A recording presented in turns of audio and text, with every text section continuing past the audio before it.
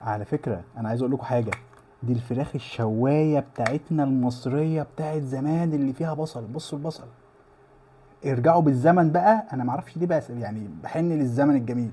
اول حاجة هنجيب بصلاية كب، طماطمايه برضه هنقطعها 4 ارباع.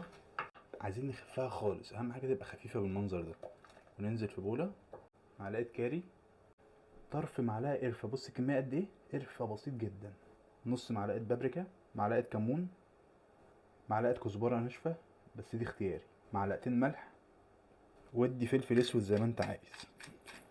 ونعمل ميكس بقى للكلام ده مع بعض. طيب اهم حاجة بقى في الموضوع نحط زيت، لان الزيت ده هيخلي الفراخ ايه، طرية. في بولة بره هناخد كبشة واحدة كده اهي، هنقطع بصل حلقات بالمنظر ده، وهننزل ومع الحشو اللي جوه هننزل بورق لورا، برضه ده هيفرق في الطعم جدا. ونقلب بقى ده مع بعض، ده الحشو بتاع الفرخة من جوه. هنعمل لها مساج بالتتبيلة، مساج كده على الهادي. خلاص تعمل لها مساج زي ما قلنا. التتبيلة بقى اللي انا قلت لكم عليها دي تخش جوه الفرخة، نفتح كده ونحشي.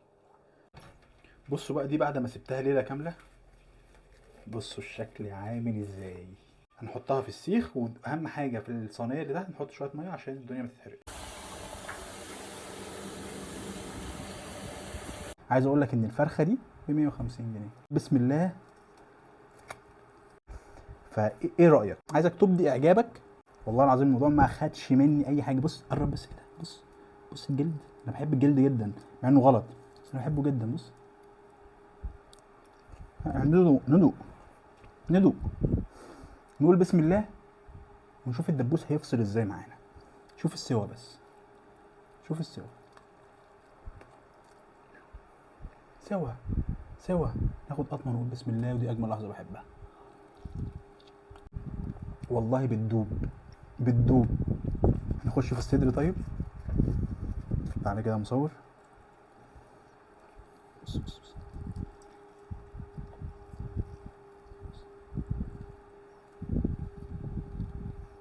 بعشق بقى البصل ده. المصور يفضل يقول لي يا ابني يا ابني قولونك، اقول له بقول لك ايه، انا بحب البصل ده. فتاخد كده مع البصل ده، بص تاكل بسم الله. جماعه والله بدون مجامله اجمد فراخ شوايه هتاكلها في حياتك. انا بتحدى اي مطعم بيعمل فراخ شوايه من الاخر. بص بقى تاخد الطحينه كده، بص بص. انا اللي عامل الطحينه دي برضه.